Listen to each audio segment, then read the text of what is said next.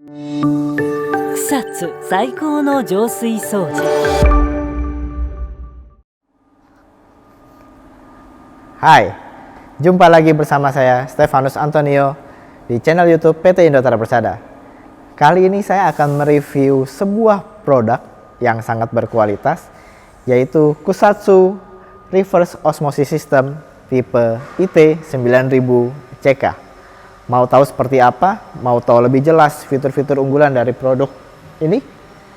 Tonton terus video ini sampai habis.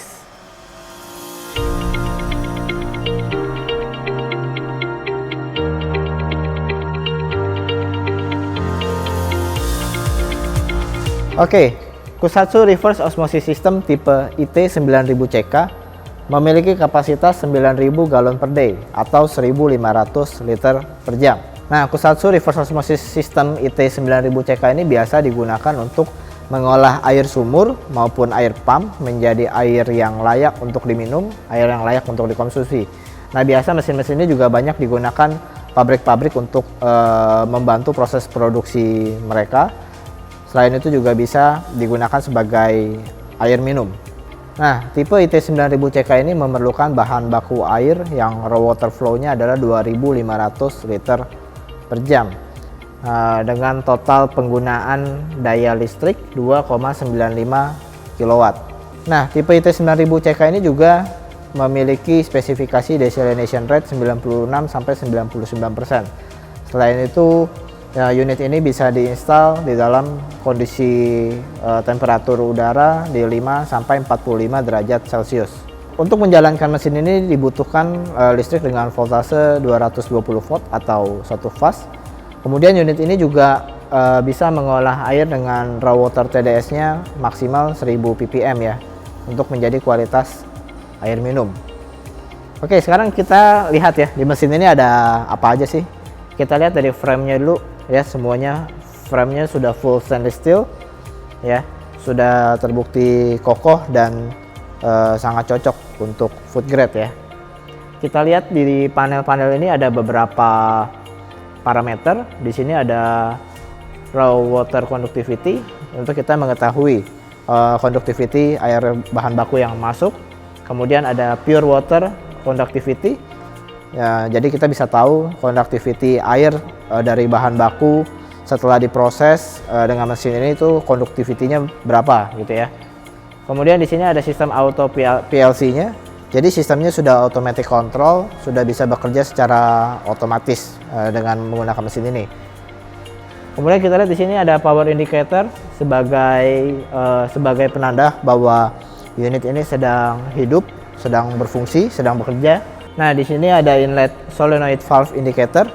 Nah, di sini untuk sebagai penanda bahwa solenoid valve-nya sedang bekerja ya. Jadi dari input air baku itu akan dideteksi apakah tekanannya cukup atau tidak. Kalau tekanannya tidak cukup, misalnya di bawah 2 bar, maka mesin ini tidak bisa bekerja. Jadi butuh tekanan yang cukup juga. Oke, kemudian di sebelah sini ada raw water pump indicator. Nah, ini sebagai penanda jika raw water pump-nya sedang berfungsi, sedang berjalan. Jadi ketika air input masuk, maka raw water pump tadi, pompa tersebut akan mendorong air tersebut ke filter-filter agar bisa disaring sampai dengan ke output. Kemudian ada high pressure pump indicator. Ini juga penanda bahwa high pressure pump-nya sedang berfungsi atau sedang berjalan. High pressure pump ini berfungsi untuk mendorong air yang tadi sudah melewati beberapa filter di awal untuk didorong ke reverse osmosis membrane. Karena reverse osmosis membrane menggunakan high pressure pump, itu harus menggunakan pompa yang bertekanan tinggi. Karena untuk bisa memfilter air dengan reverse osmosis membrane itu kerapatannya hingga 0,0001 mikron atau ibarat satu helai rambut itu dibagi 1 juta. Nah, kerapatannya sampai sekecil itu. Makanya butuh tekanan yang tinggi, makanya butuh pompa tekanan yang tinggi supaya air bisa masuk ke membran tersebut dan bisa tersaring kotoran-kotorannya sehingga airnya layak untuk diminum atau dikonsumsi. Oke, di sini ada emergency stop. Emergency stop ini fungsinya untuk memutus aliran listrik yang ada di dalam mesin ini. Artinya ketika ini kita pencet, kita aktifkan seperti ini, maka aliran listriknya semua akan mati. Maka otomatis mesin ini juga akan mati, tidak bekerja lagi. Gitu. Nah, ini terjadi misalnya ada terjadi hal-hal yang tidak diinginkan, misalnya ada konsleting listrik atau ada kebocoran dan lain sebagainya. Cara untuk mematikan mesin secara darurat dengan emergency stop ini. Jika emergency stop ini ditekan, seperti yang saya bilang tadi, aliran listrik tidak mengalir dan mesin ini tidak akan bekerja. Nah, untuk mengaktifkannya lagi sambil diputar, nah seperti ini. Itu fungsi dari emergency stop. Kemudian kita ada lihat ada inlet solenoid valve di sini. Ini ada switchnya, bisa diputar ke kiri, tengah maupun ke kanan. Nah, ini adalah sebagai fungsi pengaturan air masuk. Pengaturan air masuknya kita bisa atur fungsinya mau secara manual atau secara otomatis sistemnya. Nah, di sini juga ada raw water pump, bisa diatur, bisa ke kiri, tengah atau ke kanan. Fungsinya pengaturannya mau manual atau otomatis. Kemudian ada high pressure pump juga, sama switchnya ada ke kiri, tengah dan ke kanan. Fungsinya untuk mau menjalankan mesin ini secara manual atau secara otomatis. Nah, jika posisinya semua switch ini di tengah, itu artinya mesin belum beroperasi. Nah, jika switch ini posisinya di tengah, semuanya seperti ini. Nah, ini mesinnya tidak sedang berjalan ya. Ketika kita ingin mengoperasikan unit ini, ketika kita ingin menjalankan secara manual, maka switch ini bisa diputar ke arah kiri seperti ini. Jika ingin difungsikan secara otomatis, bisa diputar ke kanan seperti ini. Nah, jika berjalan secara otomatis, maka mesin ini dari proses awal hingga akhir itu berjalan otomatis, dan bahkan bisa dikombin dengan tangki atau tandon. Ketika tandon tersebut sudah penuh, maka mesin ini bisa mati dengan sendirinya. Dan begitupun ketika tandon air berkurang sampai level tertentu, mesin ini bisa kembali nyala, bisa kembali beroperasi untuk memproduksi air lagi. Kemudian kita lihat di bagian bawah sini ada indikator working pressure. Nah, di sini merupakan informasi mengenai tekanan air yang sedang bekerja, yang sedang masuk ke dalam filter hingga masuk ke dalam membran. Working pressure-nya, indikatornya ada di sini. Nah, di sini ada indikator wastewater pressure. Wastewater sendiri merupakan air buangan atau air reject dari hasil pengolahan air dengan menggunakan mesin IT9000 CK ini. Dalam prosesnya IT9000 CK ini melewati tahap reverse osmosis. Nah, dalam tahap reverse osmosis, proses pemfilteran air itu tidak sepenuhnya atau tidak semuanya bisa diproses menjadi air minum. Perbandingannya 1:3.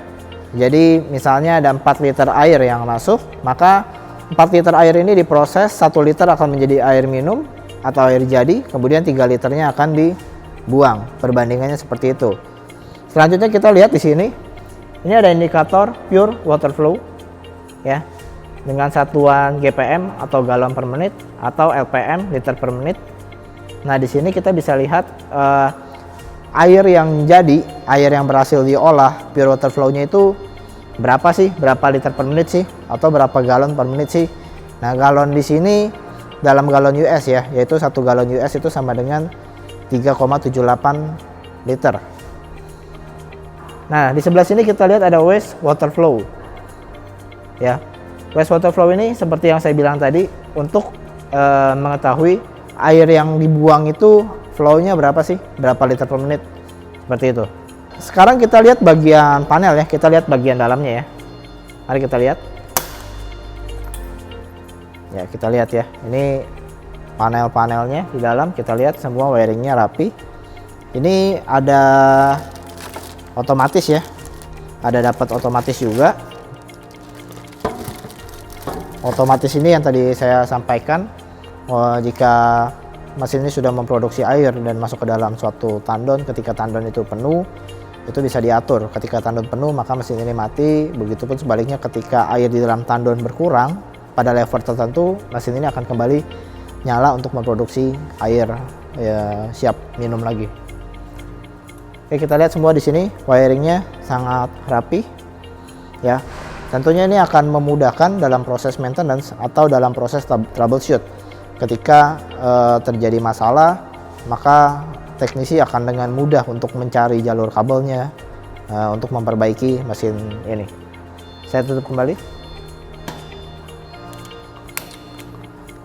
Oke, tadi kita udah lihat bagian tampak depan, semua panel, indikator, switch, semuanya sudah saya jelaskan tadi. Sekarang kita lihat ke bagian bawah. Di sini ada raw water pump, ya. Ini adalah pompa untuk mendorong air yang masuk untuk menuju ke filter-filter berikutnya, untuk menuju ke tahap penyaringan berikutnya. Nah, raw water pump ini 4 kW dengan RPM-nya 2900. Nah, setelah air bahan baku masuk melalui pompa ini, kemudian akan melalui proses penyaringan ke beberapa filter. Saya akan jelaskan satu persatu. Nah, sebelumnya di sini ada indikator tekanan air yang masuk. Ya, ini untuk sebagai penanda untuk kita apakah tekanan air bahan baku yang masuk sudah cukup atau belum. Nah, dalam proses penyaringannya yang pertama yaitu filter quartz sand atau yang biasa disebut pasir kuarsa. Nah, di tabung filter yang pertama ini media quartz sand yang dibutuhkan adalah 200 kg. Filter quartz sand berfungsi untuk menyaring air dari kotoran-kotoran yang tampak oleh mata seperti debu, pasir, dan kotoran-kotoran lainnya yang bisa dilihat oleh mata gitu ya. Nah, kemudian di tabung kedua ada proses penyaringan dengan filter activated carbon. Filter activated carbon di dalam tabung ini 75 kg. Activated carbon sendiri berfungsi untuk menghilangkan bau, warna, dan juga rasa pada air. Kemudian di tabung yang ketiga ini berisikan resin sebanyak 175 liter. Resin sendiri berfungsi sebagai water softener. Ya, di dalam kandungan air ada air-air yang mengandung hardness-nya tinggi atau tingkat kesadaran totalnya tinggi. Jadi hardness yang tinggi itu berbahaya untuk pipa-pipa, bisa menyebabkan kerak kapur seperti itu ya. Jadi filter resin ini berfungsi untuk menghilangkan kalsium dan juga magnesium di dalam kandungan air tersebut, sehingga air yang tadinya hard itu menjadi soft setelah melakukan penyaringan dengan water softener ini, dengan filter resin ini. Nah, kemudian kita lihat di ketiga tabung filter ini. Tabung ini berbahankan FRP dengan diameter 400 mm dan ketinggian 1650 mm. Ya, kita lihat di bagian atasnya ya. Di bagian penutupnya untuk filter quartz sand dan filter activated carbon itu menggunakan manual valve. Ya, manual valve. Valve ini berfungsi untuk katup atau keran untuk mengatur proses air ketika melakukan proses backwash. Proses backwash sendiri perlu dilakukan sesekali untuk mencuci filter atau media yang ada di dalam tabung, sehingga filter dan media ini bisa kembali siap untuk digunakan memfilter air. Kemudian yang di tabung resin kita lihat ini automatic valve ya, automatic valve. Jadi untuk resin ini proses backwashnya atau yang biasa disebut dengan regenerasi. Regenerasi merupakan sebuah proses pencucian resin, pembilasan resin dengan menggunakan air garam. Ada air garam di dalam tabung, kemudian air garam tersebut nanti akan dialirkan ke resin ini dengan prosesnya yang otomatis, sehingga resin tadi yang berhasil menyaring hardness, kalsium dan magnesium itu bisa terlepas kalsium dan magnesiumnya, sehingga resin tersebut bisa fresh lagi, bisa digunakan lagi untuk bekerja menyaring hardness lagi. Proses automatic valve ini bisa disetting ya, misalnya setiap 3 hari sekali atau 1 minggu sekali, waktunya pun bisa disetting supaya bisa bekerja dengan otomatis, jadi tidak memerlukan manusia lagi untuk mengoperasikan proses backwash di dalam resin ini. Oke, kita udah bahas di bagian depannya ya. Sekarang kita bahas bagian belakang. Ikut saya. Nah, ada satu lagi di bagian sini, yaitu pressure indicator. Jadi setelah air melalui proses pemfilteran resin, kita bisa tahu tekanan airnya berapa. Kemudian air akan masuk ke dalam housing ini. Housing filter PP spoon cartridge dengan filternya PP20 20 inch 5 mikron sebanyak 5 piece. Housingnya stainless steel SUS 304. Jadi sudah food grade ya. Nah, kemudian kita lihat di sini setelah melalui tahap pemprosesan oleh PP spoon filter cartridge, di sini ada solenoid valve, ada pressure gas, dan juga ada pressure controller ya. Kita lihat di sini sistem ini untuk mendeteksi apakah air yang masuk sebelum dipompa menuju membran, apakah itu flow-nya cukup atau tidak. Kalau airnya flow-nya tidak cukup, maka pompa tidak akan bekerja ya.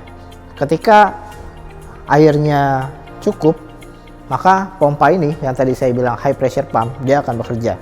Nah, high pressure pump ini untuk mendorong air hingga masuk ke dalam membran ya. Seperti yang saya jelaskan tadi, high pressure pump berfungsi untuk memberikan tekanan yang tinggi pada air sehingga air bisa masuk ke reverse osmosis membran.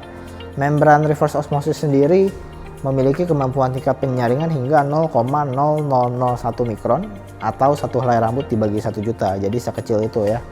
Nah, kita lihat di sini ada 6 buah membran dengan housing semuanya full stainless steel 304. Membran yang kita gunakan adalah membran Toray dari Jepang dengan tipe 4040, ada 6 piece. Nah, setelah melalui proses reverse osmosis membran ini, seperti yang tadi saya sampaikan di awal, ada proses wastewater, yaitu air reject ya. Air rejectnya dibuang kemana? Nah, dia air rejectnya melalui pipa di sebelah sini. Air rejectnya di sebelah sini. Nah, nanti tinggal disambung pipa, tinggal dipilih mau dialirkan ke mana. Nah, untuk air yang berhasil disaring, itu akan langsung lanjut ke proses tahap akhir, yaitu ultraviolet. Lampu ultraviolet yang digunakan 28 watt.